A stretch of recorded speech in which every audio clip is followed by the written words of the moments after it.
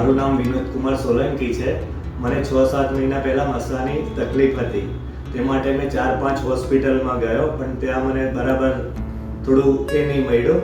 એટલે પછી મને કોઈ કીધું કે અહીંયા આગળ તમે અનુપ પટકી સાહેબને જઈને મળો રિમિડિયલ હોસ્પિટલમાં. પછી હું અહીંયા આગળ આવ્યો એટલે સાહેબે મને એમ કીધું કે વિનોદભાઈ, તમારે 4થા સ્ટેજના મસા છે, તમારે ઓપરેશન કરવું પડશે.